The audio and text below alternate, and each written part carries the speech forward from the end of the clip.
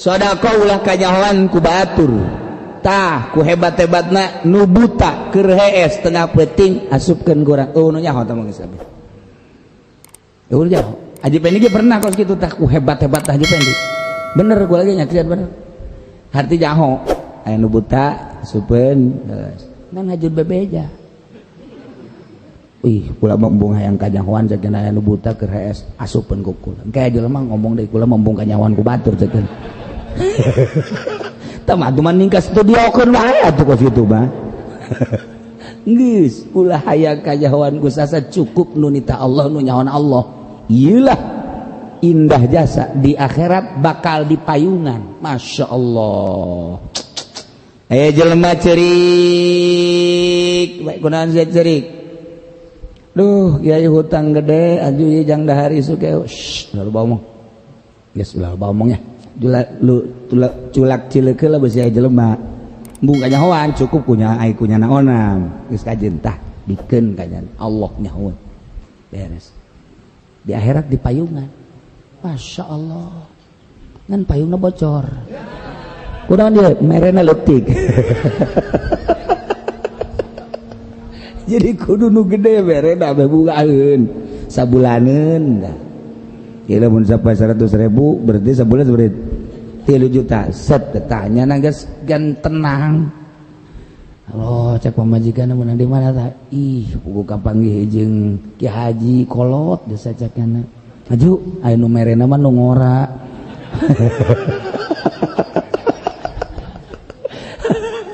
hatuh jadi mah jangan nipu bae naon ge nipu nya mah bisa nipuna kamari Zarah ka Gunung Haruman dia keluarkan duit dihitung gue bener iba kasaksian gue kula set bulu amat nu dicokot nu tungtung hiji doang set anu dihitung dikajerokeun deui eta kan ngaranna ngagocek do kos kitu anak ge kagocek ku jana anak nah ieu keur carita sedekah ieu sia bangun ngelengis amat kunaon tad nyin majlisan anggeus ulah gandeng-gandeng naon mun cenah keramikna sabaraha meter aya meureun 100 meteran sabaraha duiteun eta nyaho 100 meter kali sabaraha tah kali 10 juta cukup jit leuwih geus kajeun tah 10 juta ulah gandeng-gandeng ka sasanya ulah gandeng-gandeng tah dipayungan ke di akhirat payungan Masya Allah biasanya kerjaan nih pondok sabaraha nyin pondokna 10 kagenep 10 kagenep gede tamah aja sediheun amat teman kurang naon jangan ngagali pondasi acan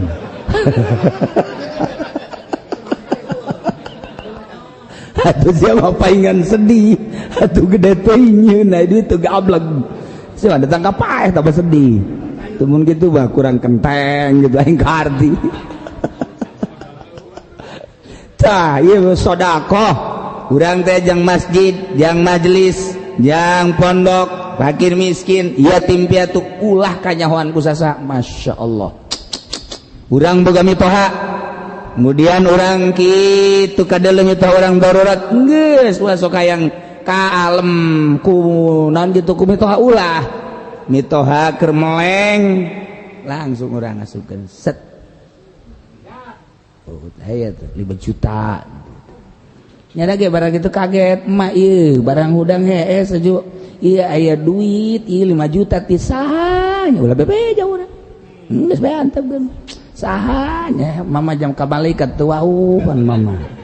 wali odam cenah bejana sok aya tu jakajin mama teu wauh jae ge minantu nu di dieu bae baja minantu nu aya mah boro-boro merah biasana ge aya baliknyana leungit biasana ge jak kitu cenah tapi aya ta duit nah eta geus hebat da geus ulah bebeja geus lah mak tah geus milik emak bae geus lah emang sia kitu bere kadeun teh kula pokona mah eta mah milik emak bae geus ulah bebeja ka sa wow Masya Allah buat ada serta ganjaran ulah kanyawa ieu mah dulur dalekeun ya ieu nya ieu budak yatim ye kukula dek dibere ieu nya tah delekeun ya saksian ku kabehannya beusi Allah teh nyahoan ya delekeun dia gocek ya. Nah ieu keur carita hadis ieu pohara ganjaranna sehingga di akhirat saat kapanasan Allah mayungan bayangkeun ku urang urang bakal ka ditu panas anu kabina-bina kabeh ngabutuhkeun payung kabeneran Allah mayungan nyana begitu ditanya sia ieu boga ganjaran naon sehingga dipayungan ku Allah ieu horenganan rajulun tasaddaqa bi sadaqatin fa akhfaha jelema nu sedekah ku hiji sedekah kemudian disamarkeun nu nyaho kecuali nyana bae teh nu nyaho komo nyana ge teu nyaho mah ieu mah keur carita nu diberena bae cukup nu nyaho ulah aya nu nyaho sasage hatta la ta'lamu shimaluhu ma tunfiqu yaminuh ceuk kinayahna boro-boro batur leungeun katuhum merek kenca ge teu nyaho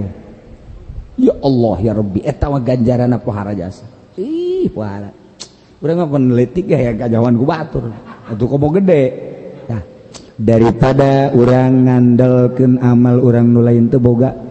kabeneran teu bisa kabeneran urang aya harta maning ieu ngamalkeun hadis ieu duh Gusti meureun Gusti nu mantap ka abdi mere harta ge dagang maju tani maju ieu teh meureunanan titah asup ka sorga lewat harta titipan Gusti kiai ka sorga lewat ilmu titipan Gusti pejabat ka sorga lewat jabatanana ieu abdi meureunanan ieu bae ai kitu wali ka sorga lewat zuhudna wali ka sorga lewat tawakalna abdi mah zuhud jeung tawakal teu bisa tapi aya titipan Gusti harta meureun abdi titah ka sorga ku Gusti lewat harta ieu iyalah rajulun tasaddaqa bi sadaqatin amalkan ya fa akhfa ieu mah kan hadisna ge pohaja muttafaqun alaih lain hadis sambarangan aju rawina ge Abi Hurairah teh pangloba-lobana sahabat ribuan hadis talar sehingga kabeh jelema ka Abu Hurairah nanyakeun hadis ih lain lalagaan al mana al ijmaliyu wallahu a'lam bissawab.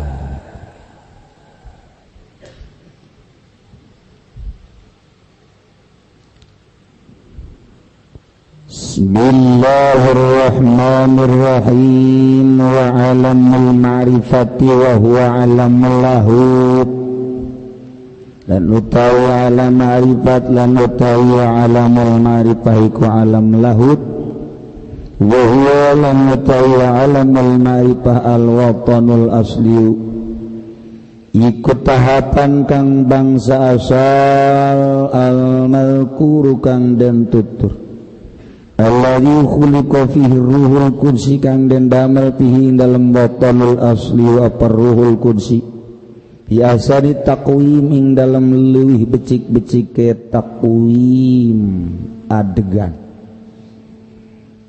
wal mawadu min ruhul qudsi lan utaikan dan karebaken saking ruhul qudsi al insanul hakiki wa iku insan kang bangsa hakiki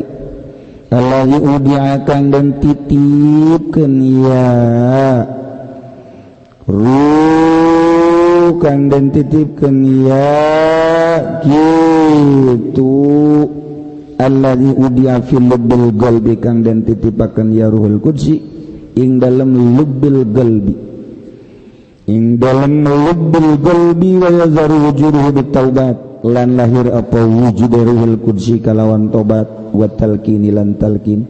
wa mulazamati kalimatil la ilaha illallah lan ngamulazamahan kalimah la ilaha illallah bilisanihi awalan kalawan lisane ya insan ing dalam awal ala kalimati la ilaha illallah ingat kalimah la ilaha illallah bilisanihi kalawan lisane al insan biljinan ba'da hayatil qalbi dalam hati dalam suasana urip hati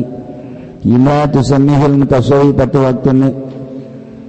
ngangarani hu ing ruhul qudsi sapa ahli tasawuf tiflal ma'ani ing tiflal ma'ani li annahu kana satuhuna ruhul qudsi minal ma'nawiyatil qudsiyah ikut tetu saking makna kang bangsa qudsi fatasmatu tiflan li khisali caritaan alam ieu aya hubungan jeung ayat nu tadi, ayat alastu birabbikum qalu bala syahid. Berarti Allah teh nyieun roh heula ti heula, kemudian diasupkeun ka jasad masing-masing sesuai jeung waktuna. Jadi awak urang mah sakadar casing doang, casing buatan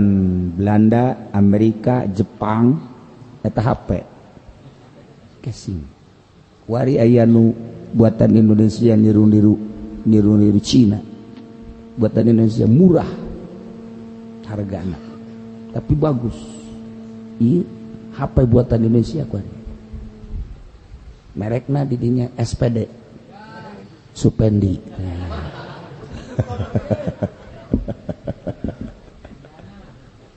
Nah ieu casing aslina urang mah roh, sebab diciptakeun ti heula. Ieu mah panderi. Hari roh mah diciptakeun ku Gusti Allah teh eueuh nu nyaho. Tina naon dijieuna eueuh nu nyaho. Lumantak yas'alunaka 'anir ruh kulir ruh min amri rabbi. Sahabat baros ka anjeun, yas'alunaka 'anir ruh, tentang ruh. Jawab, eueuh nu nyaho roh mah kitu bejakeun. Balil amru, balik urusan roh mah urusan pangeran. Teu nyahoeun diciptakeun tina naon roh teh mah urusan Allah. Urang ulah hayang nyaho ulah ditaliti kajeun kumaha ge moal kataliti. Geus eta mah pasrahkeun ka Allah urusan roh mah.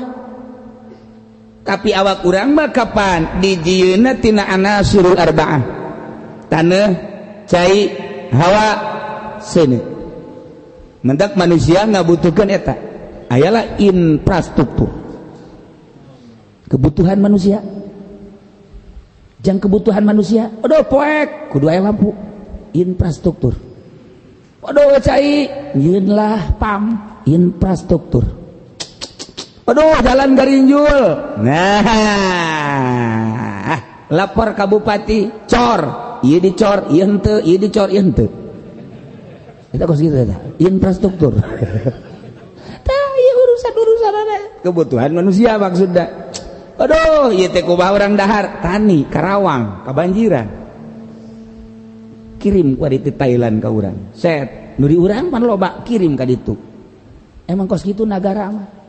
Abeh untungnya na ti rakyat, sebab negara urang mah lain rek urusan rakyat, abeh rakyat urusannya na. DPR teh dewan, nona jadi dewan tau? Nu bener, nu bener tah salah tah dewan perwakilan rakyat tah salah, ih salah, kan dibajaan asli nanya.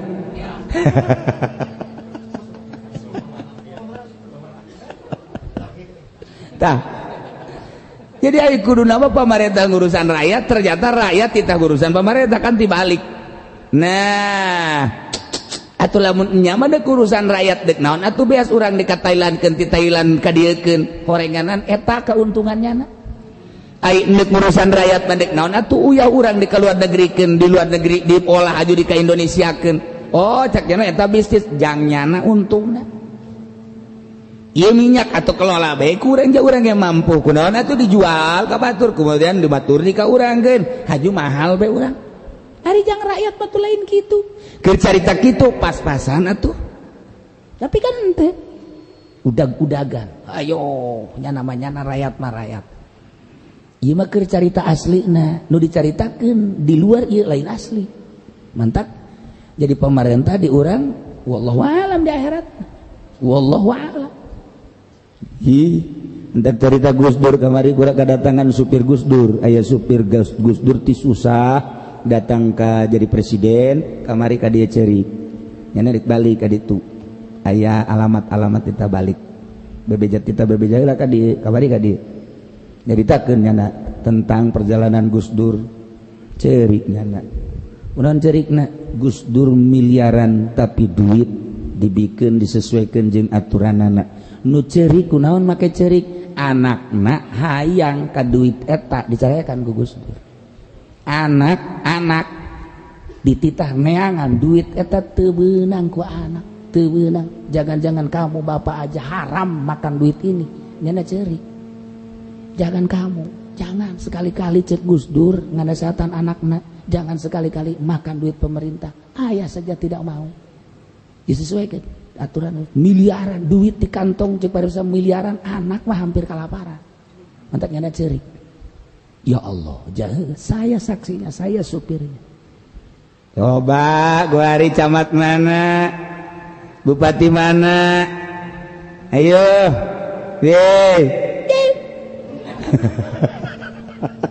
ya ke cerita Gus Dur nyaritakeun loba tak kabari cerita-cerita eta kakarek cerita ti supirna kula boga cerita nu langsung ti jelema-jelema deket kuari nu mantak nyana balik ka ditu kunaon acak-acakan negara acak-acakan NU cerita asli nyana begitu dek milu dilarang ku Gus Dur sebab nyana termasuk anak kesayangan nyana jangan ikut-ikutan biarkan panjang tak ceritanya iya tuh ke situ ahli Allah moal dayekeun ngadahar duit di pamarentah moal dayekeun Gus Dur henteu pernah makan saya enggak pernah makan uang itu anak cerik hayang teu bisa kita usaha ku nya ya Allah nah ieu infrastruktur ieu tidak tanah butuh tanah tidak cai butuh cai tidak hawa butuh hawa tidak seuneu butuh seuneu urang eta jang awak isuk pagetor roh menghadap Allah awak urang mah dikubur asal tidak tanah dikataneukeun deui tapi asana rieuh amat ieu hirup udag-udagan udag-udagan nu tani udag-udagan hayang ngejar hasil tanina teu salat hayang boga duit kejaran duitna di Pemda di gitu instansi di pabrik ngejar duit teu salat hanya sekedar kebutuhan awak bakal dikubur rugi amat anu aslina ieu roh urang nu baheula roh mah dijieunna ti heula moal eueuh deui terus diciptakeun ku Allah moal diciptakeun moal eueuh roh mah terus bae terus diciptakeunana mah anyar roh teh sebab ciptaan Allah aya mimitina Allah mah eueuh mimitina awalun bila tidak wa akhirun bila tiha Allah tapi roh mah aya mimitina ngan moal eueuh terus roh mah urang ye urang kadong geus aya kadong cek almarhum MZ kadong sudah ada kita urang sih ada aya mimitina roh urang baheula tapi moal aya tungtungna terus bae urang tinggal nyaba ke aslina ke akhirat apakah ka surga apakah ka neraka eta nu kudu dipikir ai awak urang dikubur awak urang mah aya nu kuburanna di lauk ka laut aya di kuburanna di sumur teu diangkat deui aya kuburanna nu kamari teh kena gempa berat teu diangkat deui tsunami sabaraha ribu ratus ribu manusia eueuh kuburanna eta sabira jasad asal tina taneuh deui bae atuh masalah tapi roh urang kembali di ka ditu nah iyalah urang kudu ngurusan urusan roh awak diurus butuh dahar neangan butuh nginum neangan kok roh fitrahna urang teu diteangan ka butuh roh emang roh urang teu butuh ketika roh ngadenge Al-Qur'an beda urang ngadenge bacaan Al-Qur'an roh urang beda lain deui sok gerege ngadenge bae urang adzan Mekah lain deui Allahu akbar lain deui kare masyaallah muringkak bulu coba gak ngadenge urang Haji Pendi suara Haji Pendi teh lain muringkak bulu muringkak leungeun bobog tah ulah datang ka kos gitu nah urang ngadenge Al-Qur'an lain ngadenge bacaan lain ngadenge kitab-kitab lain roh makananana ketika roh teh lapar hayang dibere dahar ngaji sek eta teh ngaji teh keur dahar roh keur dahar ieu kuari keur dahar anu seubeung mah hese anu nundutan geus seubeung roh tah eta beda roh bere dahar ku daharna naon asma Allah nuturkeun perintah Allah baca Quran zikir sholawat eta adalah makanan roh jadi makanan awak makanan roh tinggal baik ku urang kuari direnung cik ahli torikoh mah cik Imam Ghazali renung ketika orang ngerenung aing si lobaan mere dahar ka awak apa ka roh tinggal gitu doang renung awak sia mah ieu ku aing asal lapar dibere nginum dibere hayang hees jang awak siapa aing dituduh tuh hayang ka awewe tinggal ceklak doang sia awak malah mah teu seubeuh hiji sia dua malah mah aju ku ari keur rencana deui mun aya jahe mah ku sia endek deui sia deui ayo sia deui abi brojak bae pan genep kali kawin kan eta nya ye malah mantak aju ka Cilowok gede usir ku bajikan eta tuh kebutuhan sia mah hayu bae kebutuhan sia mah dahar hayu bae bahkan ka restoran minum gitu kene butuh es kopi ayo es hayu bae ka awewe hayu deui hayu bae terus bae sia mah ayo teu seubeuh hiji dua tilu hayu bae masalah ngan hartina sia deui ai roh iraha ieu diberena tuh kan iraha ieu renung ku urang sia deui cak roh teh bagus sia mikiran aing cak roh ai sia ieu mikiran jam sabaraha ya kuari suk jam 8 geus subuh can encan cak roh tolol goblok eta makanan aing kunaon ditinggalkeun isin udangna beurang isin ku naon kunutna isin ka anak mesti aya anak aya anu kunut isin ka minantu kan ge isin ka anak kan ge icuk diandap bebeja nyandakan ka makolotna ini kenapa kok kakek mah sholat duhanya begitu ya kenapa pakai begini nih kenapa ya ulah sampikeun ka kos gitu nah iyalah tapakuran hayu roh sholat makanan roh segera kunaon urang embung teh sholat puasa makanan roh eta teh awak makan urang mah naon gara-garana kulantar teu dibere leuleus roh mah gagah dibere puasa teh roh mah gagah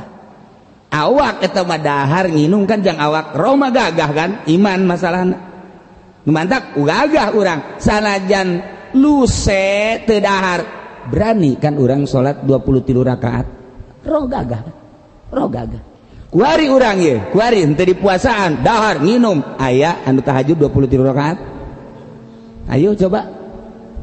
ulah 23 rakaat 10 rakaat henteu ulah 10 rakaat geus lah 4 rakaat henteu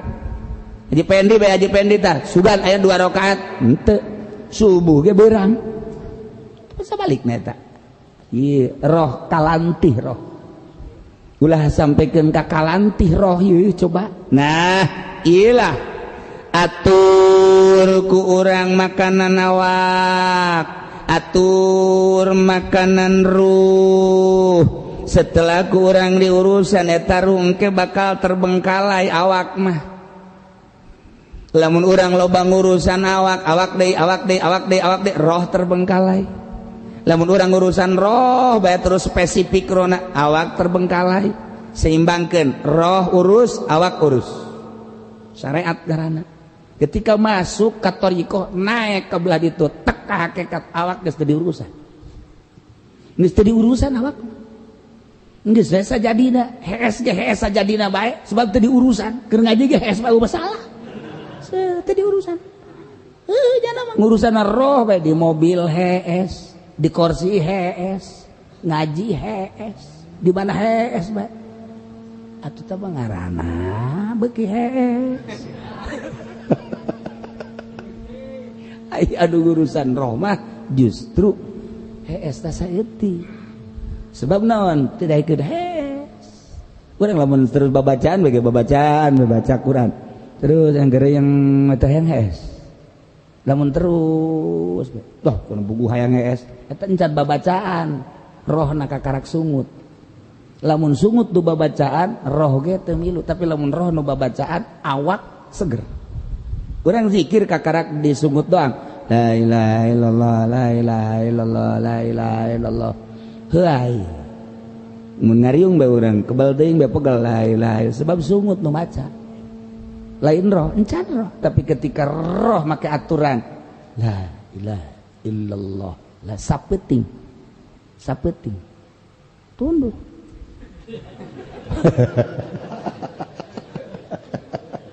moal urang ge dibere kaget ge ku Gusti Allah lamun urang roh kaurus ya roh diurus aja dibere dahar waktu salat terus zikir urang ge kaget ji pan ieu teu hayang hees kaget urang awal-awal mah kaget teu hayang hees timbul bae aing jadi panyakitan teu hayang hees terus di hees ge kieu teu urang lamun manteng roh rohna kaurus urang set tah ieu awak tinggalin bakal nah ilah datang urang pengurusan roh datang ka awak poho jasad poho roh nu kaurus maka roh lintuh awak kuru ai urang mah awak lintuh roh miskin aya anu awak kuru roh kuru bengek eta nu tukang tak ieu roh diurus set datanglah ke alam ma'rifat wa huwa alam lahut wa huwa al-watanul asli badkur nyaeta alam tahapan asal anu geus ditutur alladzi khuliqa fi